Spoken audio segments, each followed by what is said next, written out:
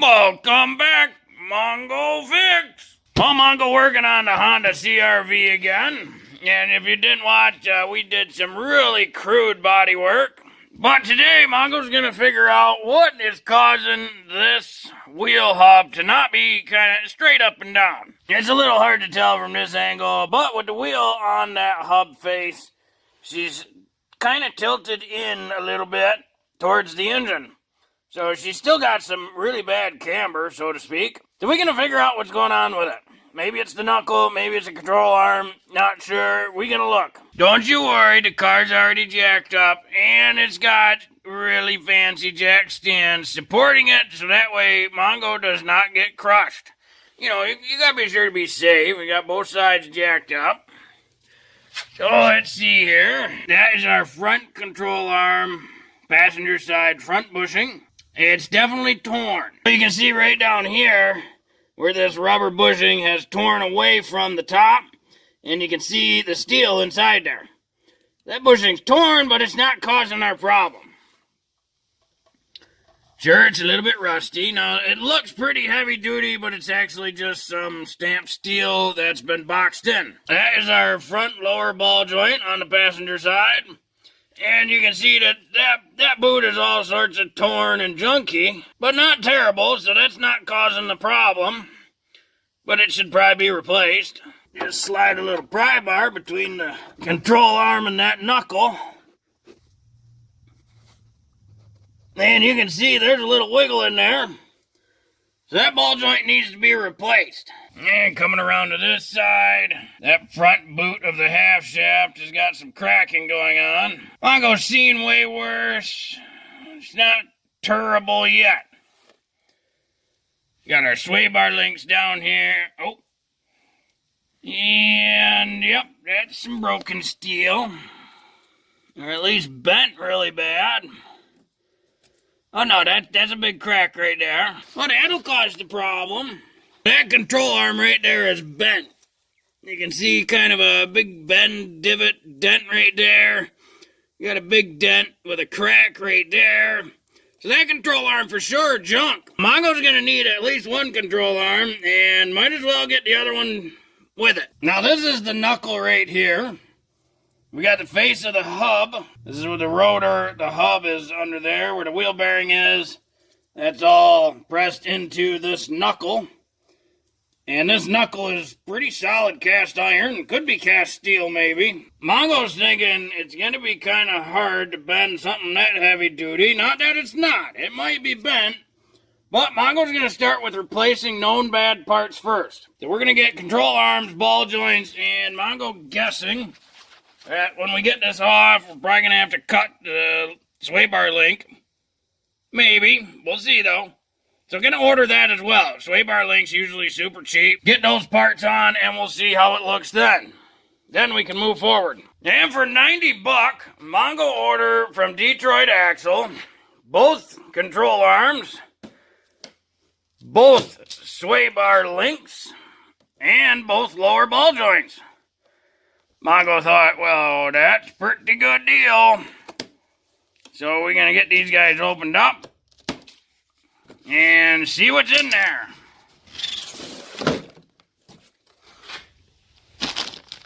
That looks like a ball joint. And a sway bar link. And a ball joint.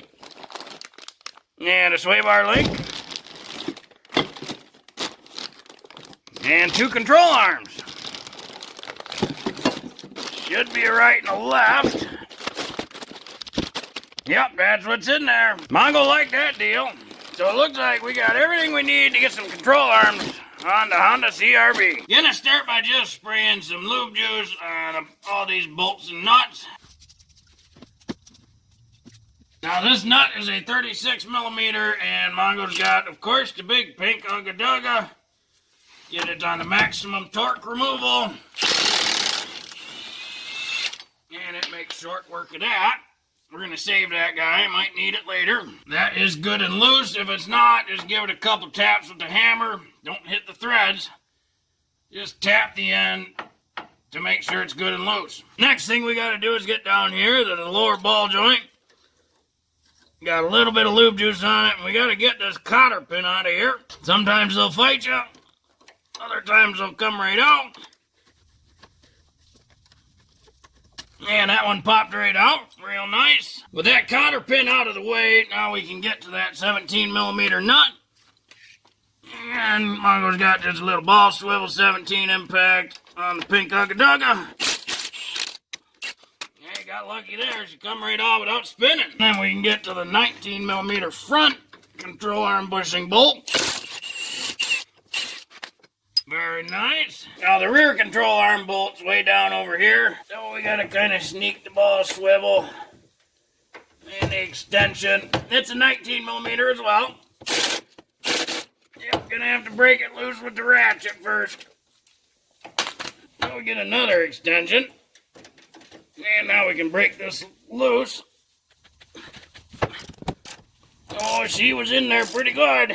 Many times the Ugga Duggas lose their torque with extensions, especially when it's a super tight bolt. If you saw, when that bolt came loose, the tension on this knuckle was released. If you remember from the previous video, when Mongo put the strut on there, there was quite the fight to get it compressed down enough. That told Mongo something else was bent. As soon as we took that bolt out, all that tension released. The last thing holding this control arm in is our sway bar link. Right there's a 14 millimeter. We'll see if this one will come nicely or just spin. And it's just gonna spin. These rubber covers on these are kind of stiff in the cold. But on the other side is another flat for a 14 millimeter wrench. See if that's got it. Now that everything's loose, got a good wiggle there. There, now we can get that whole thing out of there. Still being held in by that ball joint there. So we just support this a little bit. And that does not want to play nicely, so we're gonna need a pickle fork. So we got a pickle fork here. We're gonna slide that between the knuckle and the lower control arm, and then hit the end with a hammer. Of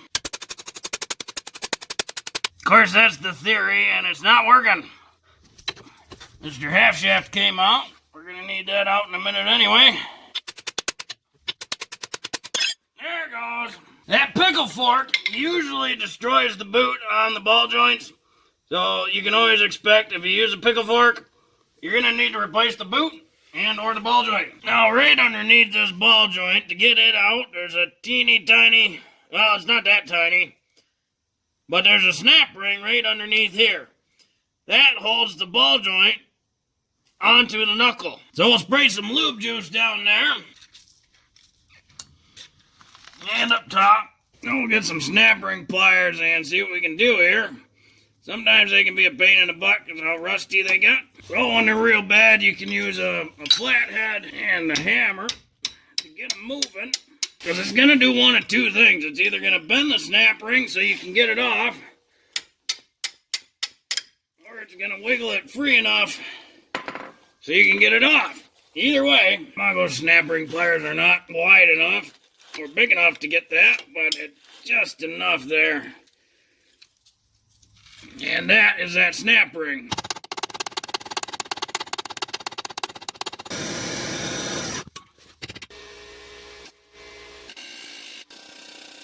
Well, Mongo was not expecting to have to break out the air hammer, but it's a good thing Mongo had it. Last thing to do is to get the rest of our sway bar links out of here.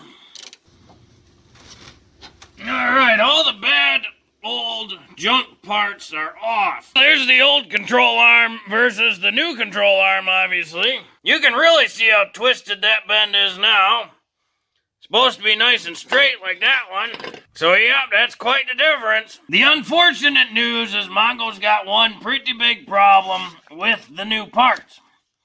For reference, these ball joints are press fit, so Mongo should have used the ball joint press and not the air hammer to get these out. For some reason, Mongo didn't think of that, so The other side went much easier. Mongo was just doing some checks, measuring up the shoulder that snap ring rides in. Looks like it is 21 30 seconds. This is the new ball joint that got shipped. You gotta take this boot off regardless, because to get it into the knuckle, the boot's gotta come off. So we'll just get a little flathead, slide that boot out the way. That measures 30 seconds. May not seem like a big deal, however, that's a big difference for the snap ring to slide into. So if we measure this one to the top of the snap ring groove, it is 30 seconds, 30 seconds. That doesn't fit. Mongo only knows that because Mongo pressed one in already, and the snap ring will not go on. If you like millimeters, the new part, the top of that shoulder is measuring at 14 millimeters. The original part is just over 15 millimeters, but not quite 16. Mongo called up Detroit Axle, told him, hey, yep, I made an order with you guys. This was the part number received. This was the part number on the, baggie. And they don't fit. They're 1 millimeter too short. And the guys at Detroit Axle said, oh, okay, well, we send you 2 more. So Mongo thought, well, okay, that sounds great, but do you want these ones back? Because Mongo pretty sure there's a quality issue with them, but sure. They say, nope, you keep those. We send you 2 new. You keep those. Have a good day. So Mongo said, okay. Couple days later, here we are. Mongo's got 2 brand new parts. As Mongo suspected, these ones also 1 millimeter too short. Mongo called them back up today and said, well, they still not the right one. So now Detroit Axle want all 4 back. They send Mongo a return ship thing. They gonna figure out what's going on and then refund Mongo the money. Mongo was kind of pretty confident this was gonna happen. So before coming home today, Mongo run by the old AutoZone and pick up a couple ball joints. It's really funny because the whole kit from Detroit Axle, the lower control arms, both sides, lower ball joint, both sides, sway bar links, both sides, they come out the door like $95. Both these ball joint, $90 before tax and everything. So out the door, probably about $100. Most Detroit Axle parts, like ball joints, the brake rotors, things like that, all made in China. Look like Duralast starting to separate. These made in Taiwan. Either way, pretty sure these will fit. Of course, inside the box, you get the snap ring, you get the cotter pin, you get the ball joint, which this one looks much better to Mongo to begin with. Their part number on the part, just for reference. And, of course, their part number on the box. Mongo does like that it comes with a little boot protector. That's pretty nice. So when we take that off, it's got this little plastic protector to protect the boot. The other thing Mongo likes is that the boot is smaller than the part of the ball joint that gets pressed in. The Detroit Axle ones, you had to take the boot off, then press the ball joint in, and then put the boot back on.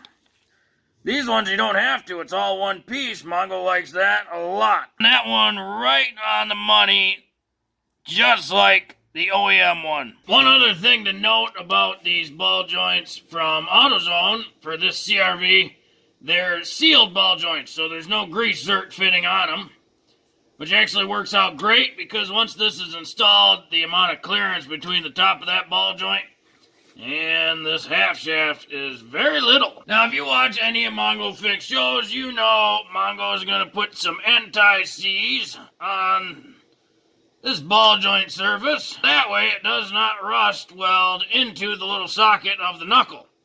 That way when Mongo goes to remove it someday, when it wears out, if it wears out, most likely when, it'll be much easier to get in and out. And with that, gotta just start putting her in. This is a ball joint press. It's basically a giant C-clamp, and it's got some pieces in it. This piece kind of sits down here, and it will slide easily over this ball joint, so that way this part of the ball joint can go into this sleeve without bottoming out on the bottom. And then the top rests right over top the ball joint. That's where it pushes against. So we kind of maneuver everything into place. Nice little wiggle to make sure it's centered. And then you can see Mongo's just twisting it by hand, and it starts going in by hand. And now just using a pair of adjustable pliers down on the bottom. We're going to tighten this down until this top shoulder is flush with the top part of this knuckle. Some vehicles you'll have to put quite a bit more effort into pushing these in because it's a much tighter press fit. On this CRV, it's not super crazy tight, so it slides in real good. Now you can see on that ball joint there is just enough of a gap below that knuckle to get the snap ring on. This is where that Detroit axle ball joint failed. You couldn't actually see that groove. It's not that big of a groove. It's only a snap ring thick. Technically, all snap rings do have a proper way to go on. One of these sides has more of a curve. The other side has pretty nice tight 90-degree angles. That tight side goes against the face of what it's going on. So we get that on, and then once it's all the way around, you can kind of just push it up into place, and that snap ring will snap into place. Putting up some anti-sleaze on this half shaft piece. When Mongo goes back in here someday for something, Mongo wants them to come in and out nice and easy. We'll pull our knuckle out of the way and slide that into place. Next thing we can get in is the control arm, and of course before Mongo puts that in, always going to do a little bit of anti-sleaze inside the holes of these bushings, and we do this bushing, and finally we'll get this hole here for the ball joint. Mongo recommends starting with the flat one like that, and then once it's somewhat into place, gonna do up some anti-sleaze on the bolt for that bushing, and we'll get that guy kind of into place there. Then we can swing it around, and Mongo will use a rubber or plastic hammer, try to knock that rear part into place. There we go. Put some more anti-sleaze on that bolt, and slide that one into place. Once you get them bolts in, you can start tightening them up. With those bolts kind of snug tightened down, now we can push our control arm down. Make sure our half shaft is fully seated. And push that into place. Then we can thread our nut in and tighten that down. Both of these lower control arm to subframe bolts are 61 foot-pounds. Now the torque on the ball joint is 43 to 51 foot-pounds.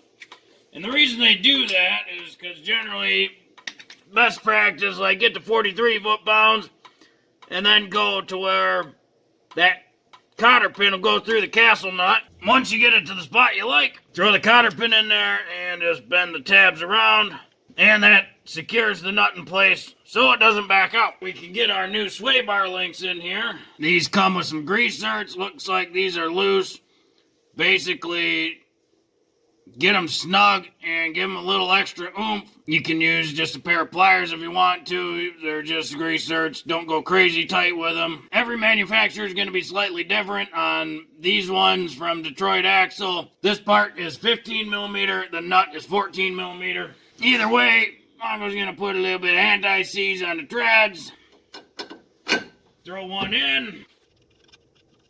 Move your sway bar down. Just tapping her into place. The torque spec on these is 29 foot-pounds. Mongo would say these are not crazy important, so just give them a good and tight, and Mongo calls that good. Always a good idea at the end. Pump some grease into these grease zerks. Just a little tip.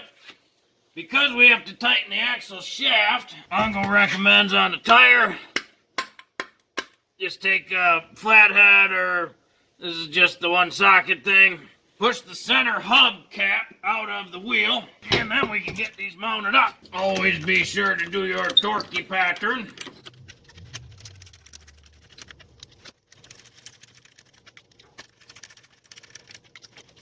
Lower the vehicle down to the ground, and we can torque these to 80 foot-pounds.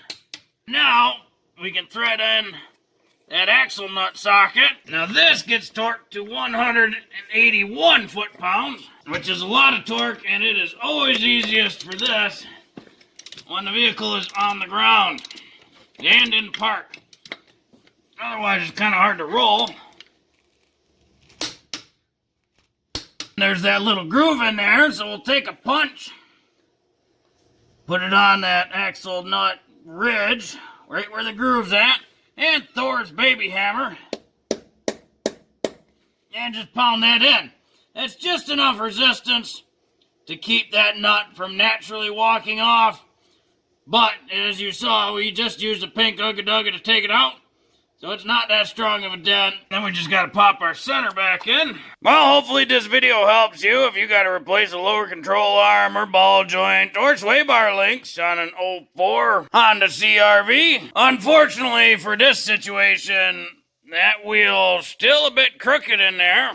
Yep, she's still just a little bit crooked to the inside. So that means that knuckle definitely bent. Mongo always likes replacing the known bad parts before just guessing what's bent and what's not. Be sure to stay tuned to Mongo Fix. We'll get her to the point where we can drive her down the road. Well, if you like this video, be sure to like this video. If you like this video and other videos from Mongo Fix, be sure to subscribe. Mongo is working on all sorts of stuff. Mongo, thank you.